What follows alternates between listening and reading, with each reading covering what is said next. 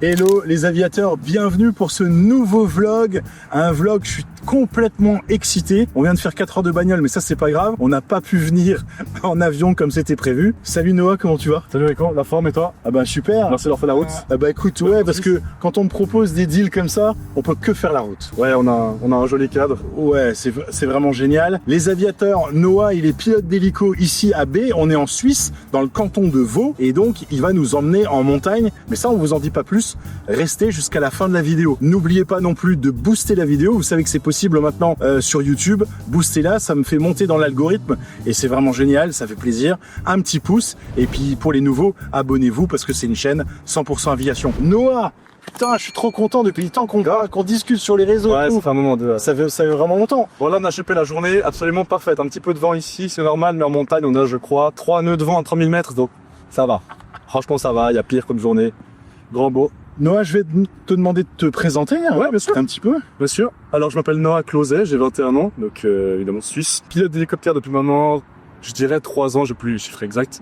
Donc en PPL, ATPL théorique bientôt terminé.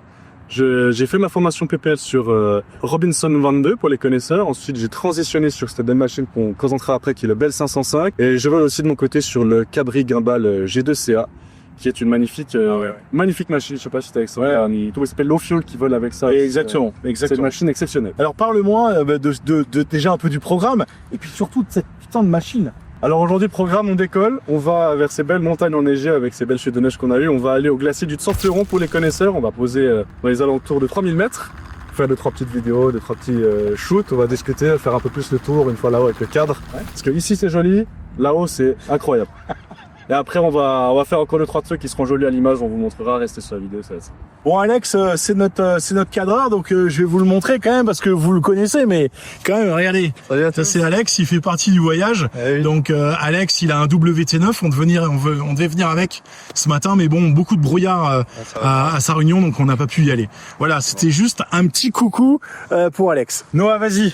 Faisons le tour de la machine Ouais. maintenant. Alors attends, je passe devant toi. Ouais, vas-y. Voilà le Bell 505, c'est une magnifique machine électrolysée par turbine, c'est une Arius qui fait 450 chevaux, 590 pardon au décollage. Donc si tu veux venir un peu plus pour voir le poste de pilotage, donc comparé à l'avion, en hélico on pilote à droite, parfois les Américains pilotent à gauche, mais nous on pilote à droite. Donc on voit ici, c'est vraiment une magnifique machine. On a le cyclique, le collectif et derrière les palonniers qui ont chacun une fonction, hein, comme sur l'avion, avec un magnifique Garmin 1000 à l'intérieur qui est beaucoup trop par rapport à l'autre utilisation. On fait quasiment jamais de nav avec, on va beaucoup plus faire des missions très localisées, mais c'est une machine magnifiquement bien équipée. Pour les passagers c'est super, on voit qu'il est un peu, les sièges arrière sont un peu rehaussés, ce qui donne une superbe vue aux passagers en fait, sur tout ce qui se passe sur les pilotes, c'est absolument génial. Puis on a ce glass cockpit devant qui est phénoménal, voir la bulle sans rien en fait, on n'a aucune restriction de vue. C'est absolument exceptionnel. Donc ça fait 590 chevaux de feu, 590. Ouais, exactement. Okay. C'est déjà... Ça consomme 200 pounds à l'heure. Ouais. Donc ça va, ça consomme pas beaucoup comparé aux autres turbines. Non. Ça fait une tonne de litres, quoi. Maximum take-off weight, à peu près 1 tonne 7. Tu nous expliques aussi un peu la partie emergency, parce que comment on sort de la machine, etc. Ouais, bien sûr. Alors, emergency, c'est simple, c'est marqué en rouge. Ouais. Si jamais il y a un problème, vous tirez cette grosse poignée rouge. Ok. On peut sortir. Attention, si jamais les pales tournent, de toujours rester proche de la machine. Ah, ça c'est le frein rotor. Non. Ni même celle-là qui est la cut-off valve. Ne pas tirer ses poignées parce que si on veut rentrer à la maison en un seul morceau, ça serait mieux. Comment ça se passe, on va dire, ton walk-around, ta visite pré-vol? Ouais, alors, moi c'est simple, je fais le tour comme raccorder. Ouais, d'accord. Ouais. Je commence, je vérifie le pitot, je vérifie le statique, je vérifie l'état général des paroises. On a une petite ficelle ici qui permet de donner, on voit ici là, qui permet de donner le, je sais plus comment on appelle ça, mais c'est vraiment pour être parfaitement dans le vent. Vu qu'on est hélico, on peut vraiment beaucoup jouer sur le lacet. Des fois, on vole vraiment en drift. Faut vraiment qu'on soit symétrique par rapport à l'air. C'est mieux. Ça sert avec le fil au milieu. C'est efficient, exactement. On a par l'atterrissage de l'avant qu'on vient de checker. Après, on peut régler. On voit ici tes palonniers. Tu vois, on peut régler les palonniers. Donc, je fais mon petit check. Je règle la batterie pour regarder combien il y a de fuel, pour regarder si tout est OK. Et après, je passe vraiment par l'extérieur. Que vous montez exactement comment ça se passe. Ouais. On va ouvrir ici la porte cargo qui est derrière. Ça, c'est la suite à bagages. Voilà, on vient la dérouiller avec cette petite pin. On monte. On a un premier niveau d'huile ici à vérifier. Et puis après, une fois qu'on monte là-haut, c'est un peu de la gymnastique. Parce qu'on trouve relativement haut. Puis là, on vient vraiment On vient vraiment checker le jeu des bielles, en fait, hein. Ouais. Tout le jeu des bielles, on a encore à l'intérieur. Est-ce qu'il n'y a pas des fuites d'huile? Est-ce que le niveau d'huile est bon? Est-ce que les pop-ups, c'est toujours bon? Vérifier que l'état général du départ est bon. Donc, on va faire le tour. On regarde derrière aussi, la béquille. Et si tu arrives un peu fort, tu fais un gros flair. Ça peut frotter derrière, donc ça part en maintenance. Ça, on fait pas n'importe. Et là, on arrive au rotor anti-pouple. Derrière, c'est à contrer le cook conduit de la machine. Donc, pareil, on va vérifier le jeu des bielles. Est-ce qu'il n'y a pas de jeu? Fait état général de pale. Alors là, il y a de la graisse, c'est totalement normal. Hein. C'est juste que ça pisse de la graisse. Pareil. Si on a, c'est que ça vole. Pareil, on va vérifier l'intérieur sur les gaz. Et puis, la fin de l'arbre de transmission. Faire vraiment le tour général de la machine. Donc sans cette masse-là, on pourrait pas voler à 5. Avec cette masse-là, je peux pas voler tout seul dans la machine parce qu'autrement, il est couru trop derrière. C'est une gueuse. Voilà.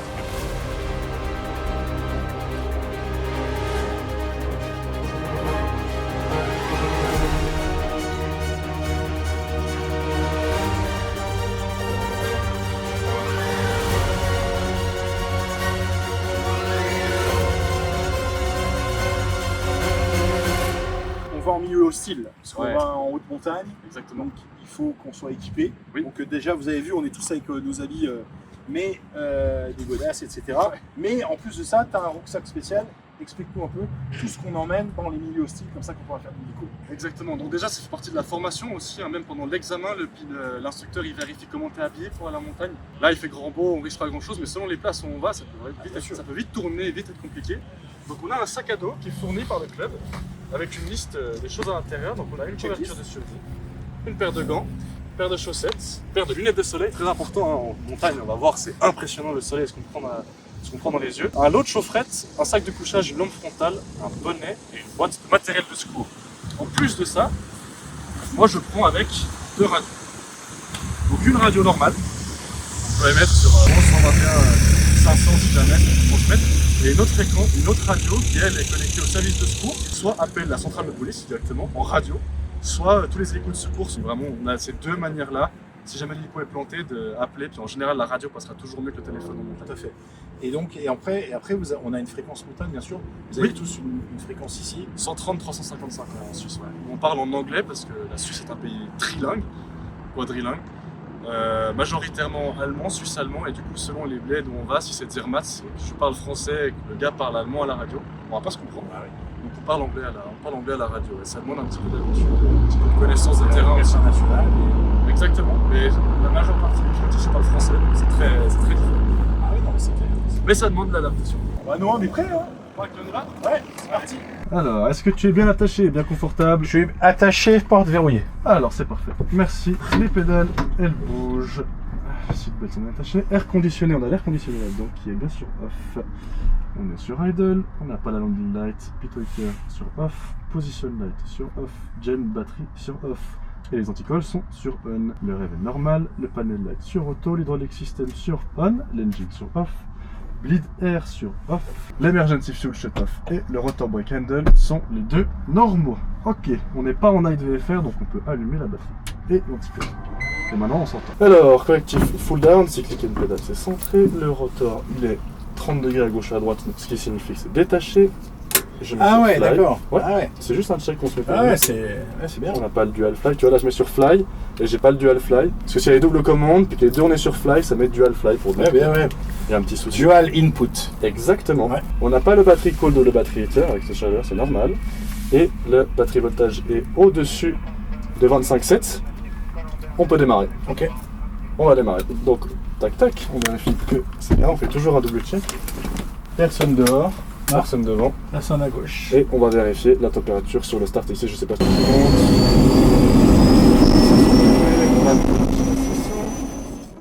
Voilà les aviateurs, après cette présentation de notre pilote du jour, nous décollons en direction du sommet du glacier à 3000 mètres. Nous survolons d'abord la vallée avant de prendre l'altitude pour atterrir tout en haut.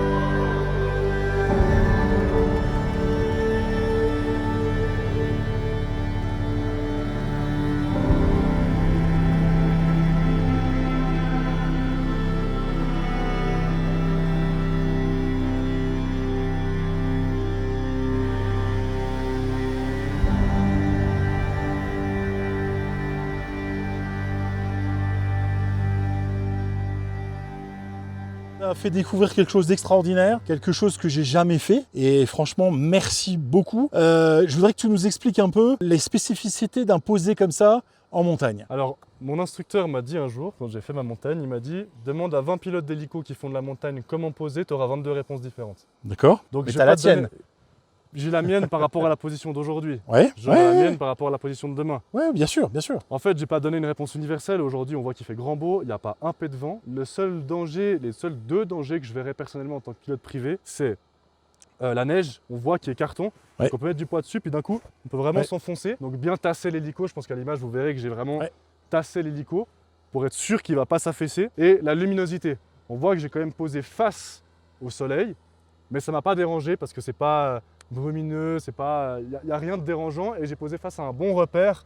Parce que dans la neige, c'est toujours très difficile d'avoir des repères. Aujourd'hui, je savais, vu comment c'était soufflé et la température, qu'elle n'allait pas se lever, on n'avait pas de risque de whiteout. Pendant ma réco, je vérifie qu'il n'y ait personne, je vérifie qu'il n'y ait pas, je sais pas, n'importe quoi qui pourrait me dire non, c'est un no-go, je sais pas, de la glace, un pont de neige, si on va sur un glacier, c'est très important à vérifier. Mais entendu dire à la fin, les 30 nœuds, moins 200 pieds de vario, c'est ce que j'avais. Continue. C'est un check important qu'on a un hélico parce qu'on a un phénomène qui s'appelle le vortex. Oui. En dessous de 30 nœuds, avec une vitesse verticale qui est plus élevée que 300 pieds minutes, on peut rentrer dans un phénomène qui s'appelle vortex. On va rentrer nous-mêmes dans notre propre flux d'air et on peut à la limite décrocher. C'est pas le terme exact, mais on va vraiment s'affaisser. Et c'est pour ça qu'on a vraiment ce check-là, 30 nœuds, 300 pieds minutes. Oh, on a bien vu. Voilà, Tu puis l'as dit à avant haute j'étais à voix. 40 nœuds, Ouais. je suis un peu trop haut, donc je peux encore pousser le manche un peu, hop là, faire une petite vague. Ouais. Puis ensuite retrouver mon profil d'assiette pile à la bonne vitesse. Après, je peux aussi faire des approches vraiment purement verticales, mais ça demande de descendre à une vitesse qui est très lente, qui est grand max 250-300 pieds minutes. D'accord. On rappelle, on est à quelle altitude là? On est à 9600 pieds. Et ça s'appelle ce coin parce Le que c'est juste glacier du magnifique. Sanfleuron, qui est une place montagne en Suisse. Et tu peux nous expliquer un peu et nous donner un peu les noms des. Ouais, bien sûr. Alors là-bas derrière, on a le Mont Blanc, Ouais. magnifique montagne. On a le Cervin qui est caché, qu'on ne voit pas. Non. À gauche, l'autre grosse montagne, on a le Grand Combin, qui est une montagne magnifique qui est autour, je ne vais pas dire de bêtises parce que les puristes de l'alpinisme vont venir m'attraper par les oreilles. Ouais, c'est un cadre qui est absolument magnifique. J'aimerais dire aussi 2-3 mots par rapport à la formation Bien en sûr, Suisse. bien sûr, bien C'est un sûr. pays qui est exceptionnel pour l'hélico parce qu'on a cette formation montagne qui est disposée seulement en Suisse. Il faut savoir qu'ici, on a le droit de poser partout, en dehors des villes, en dehors des zones protégées, en dessous de 1100 mètres. Donc moi, j'ai un pote qui a une baraque tout seul dans un champ, j'ai un resto, je Ah veux aller ouais. poser, c'est bon, j'ai le droit. En montagne, on a 40 ou 42 places qui sont dites montagne hélico. Waouh. Celle-ci en est une, qui est un point GPS dans un rayon de 400 mètres autour, on peut aller poser. Et en fait, ça C'est demande une génial, formation qui est 200 atterrissages avec un instructeur. Donc forcément, en turbine, ça coûte assez cher. Il faut savoir que là, c'est à peu près 22 francs la minute. En euros, je ne sais pas comment ça fait 25 25, euros peut-être, ouais. 25 euros la minute. Donc ça coûte assez cher, c'est 30-35 heures de vol. Mais franchement, pour ce cadre-là, et ce que ça apporte d'un point de vue d'expérience pilote, c'est vraiment quelque chose que je conseille à tous les pilotes qui nous regardent de venir, en tout cas venir faire un stage en montagne en Suisse. Alors, c'est vraiment Noah, exceptionnel. Tu commences comment? Donc tu viens, tu vas commencer par de la théorie, je suppose. Donc le PPL. théorique du PPLH. Ouais, exactement, PPLH, pratique, comme l'avion, c'est la même chose. Voilà, Les solos sont un peu plus tard qu'en avion. d'accord. Donc là, c'est à part, ouais, je dirais 15-20 heures qu'on va faire des solos. D'accord. Et là, tu commences avec le cabri. Tu commences Ou le avec- R22. Tu peux commencer avec un Oui, bien Super sûr, Puma bien si tu sûr. veux, si t'as Non, mais l'argent bien aussi. sûr, non, mais Mais oui. on parle pour les jeunes. Exactement, ouais, ça va être sur du cabri. En tout cas, là, au club où je suis, Chablais Heli Club, ça sera sur un cabri, ouais. Et donc le Chablais Heli Club, vous avez un cabri, 2 cabris. deux Un cabris. Sion, un B et on a ce magnifique Bell 505. D'accord. Tu peux donner un peu les tarifs horaires Ouais, bien des sûr. hélicos? Le cabri, il est à 7 francs 20 la minute, Oui, sans l'instructeur, en flight time. d'accord. Important à rappeler, en flight time. En hélico, on note rotor turning. D'accord. Donc toutes les 10 minutes qu'on passe à chauffer le moteur, c'est 10 minutes qu'on ne paye pas mais qu'on peut noter. Et à la fin, ça fait de la différence. Ah ouais, bien sûr. Donc bien nous, sûr. on facture en flight time. Et cet hélico-là, il est à 21 francs 70 sans instructeur la minute. Donc moi, c'est ce que je paye personnellement en tant que pilote privé, D'accord. 21 francs 70 la minute, pour faire des vols comme ça. Ce qui revient à peu près 300 francs par personne par heure si on le remplit complètement. Et alors, combien de temps t'as mis le jour où tu as décidé de venir? Parce que toi, tu es un passionné, donc, Ouais, grave. dès que tu as eu l'âge, c'est 16 ans, c'est ça? On peut même commencer avant, 16 ans pour le solo, 17 ans pour la licence. Ouais, Ouais. exactement, moi j'ai commencé à 16 ans. Bah écoute, c'était une question d'argent. J'ai attendu d'avoir les fonds parce que je voulais pas trop me lancer trop tôt. Bien sûr, bien Et sûr. après attendre, je savais que j'allais avoir en fin de volée. Donc j'ai attendu d'avoir les fonds nécessaires pour faire mon PPL. Vu que je suis une énorme brêle, j'ai fait quasiment toute ma pratique. Et après je me suis dit mince, faut que je fasse la théorie. Donc je suis arrivé à 30 heures à faire la théorie. Donc c'était un peu long. J'ai failli louper ma théorie, donc tu vois, ça arrive à tout le monde. J'ai failli louper ma théorie PPL. J'ai fait au dernier examen, ça a passé à la dernière question près. Ouais, Comme génial, quoi je suis vraiment génial. pas studieux. Et et ça peut arriver pour tout le monde. Et après, bah, voilà, on monte les heures, formation montagne, on fait des vols passagers, c'est génial, les vols passagers ça marche pas mal ici. Et Ah puis oui, quand les tu journées vois- comme ça, franchement c'est juste Quand tu vois exceptionnel. le décor qu'il y a, si tu Ah veux, ouais, non, mais c'est juste sûr que exceptionnel. les vols passagers. Donc, si vous êtes de passage, si vous êtes en Suisse, parce que j'ai beaucoup de ma communauté Ouais. qui me suivent en Suisse, des Suisses, Ouais, bien sûr, ouais. mais il y a aussi beaucoup de gens qui passent par Bay. Bay, c'est le long de B, l'autoroute. hein. ouais, on dit B. Donc, Bay, ouais. Ouais. On dit Bay. hein. Exact, Ouais. B, ouais. Et donc, ça s'écrit BEX. Voilà. Donc, le code ACI, c'est LSGB. Mais vous irez voir, mais c'est le long de l'autoroute. Si vous passez pour aller au ski quelque part et tout, et que vous voulez, je vous mettrai en description les coordonnées et le mail de Noah. Il suffit de le contacter, il sera très content à fond, ouais. de vous faire partager. Avec grand plaisir. Donc, il vous a dit, hein, 5 personnes, c'est ça 5 personnes, 5 personnes, c'est exactement, 300 € par personne pour une, on une va heure. dire, un grand kiff. Ouais, ouais. Et Là, donc, aujourd'hui, le tour qu'on va faire, alors là, on pause et tout machin, mais ça serait une demi-heure de vol. On va faire un peu plus pour faire des vidéos et tout ça, mais ça serait une demi-heure. Donc, pour que les gens puissent faire ça, ça leur coûterait 150 francs. d'accord. S'ils Ok. remplissent la machine, Ouais, tu vois. ouais, ouais. Donc voilà, C'est exceptionnel. c'est quand même exceptionnel. Ouais, ouais, c'est Faites-le exceptionnel. une fois dans votre vie. Franchement, moi, je vole toute l'année. Je vais dans les Alpes toute l'année. Ce que je viens de faire là, c'est juste terrible, quoi. J'ai jamais fait encore. De l'hélico comme ça, posé là, n'importe où. Franchement, c'est Mhm. c'est juste, comme je dis toujours, hein, si la brigade du kiff passe, on prend perpète. Exact. Ça permet aussi de nous former. Tu Ouais. sais qu'ici, dans les Alpes, il y a beaucoup de secours en montagne qui Ouais, se fait. ouais. J'imagine que si vous pétez une jambe à la montagne, vous n'avez pas envie que ce soit le premier pilote qui ait jamais fait de Non. montagne qui vienne poser. C'est des conditions tellement changeantes. Donc, nous, pilotes, ça nous permet aussi de vraiment s'entraîner à ça. Donc Alors là, c'est les conditions ton, parfaites.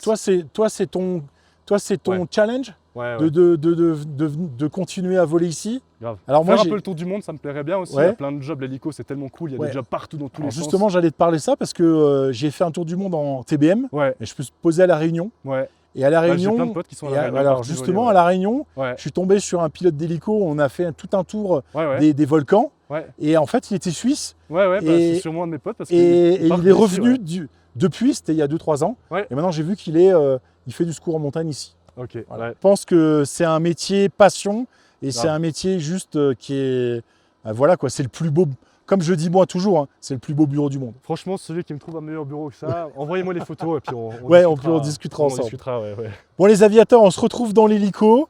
On va continuer notre petit périple parce que l'hélico est pris à 14 h, donc il faut qu'on soit à l'heure. Et donc, il faut qu'on y aille maintenant. Allez, c'est parti. Hop là. Là, du coup, la température va un peu plus monter. Ouais, c'est normal.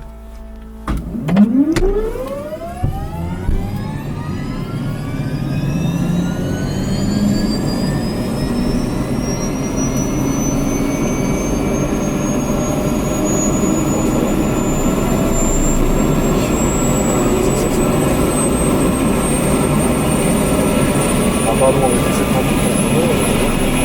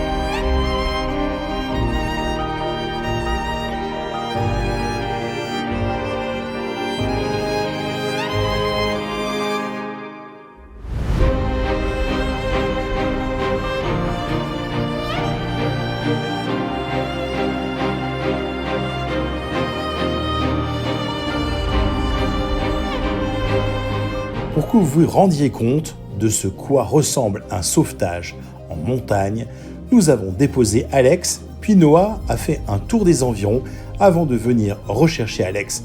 Je vous laisse admirer ces images juste fantastiques.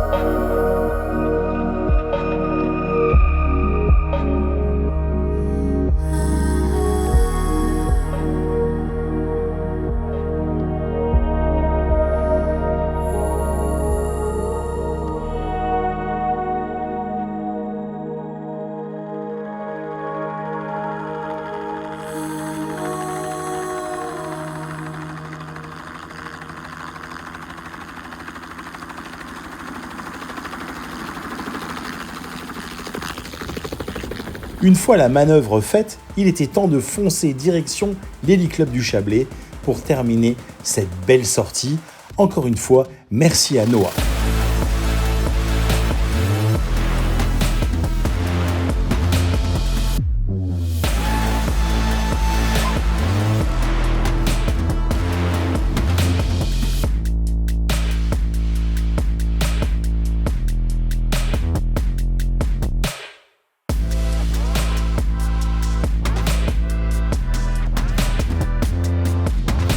Franchement, encore merci. Avec On plaisir. va faire d'autres trucs, ça c'est sûr, Grave. parce que ça me plaît bien. Je suis méga chaud. D'abord, je voudrais remercier le Chablais Heli Club, franchement, pour son accueil. Franchement, très très sympa. Bah, toi, ça c'est sûr, mais ça fait que commencer. Je pense qu'on va faire des trucs, Allez. ça m'a fait kiffer. Quand tu veux. Les amis, donc, un pouce.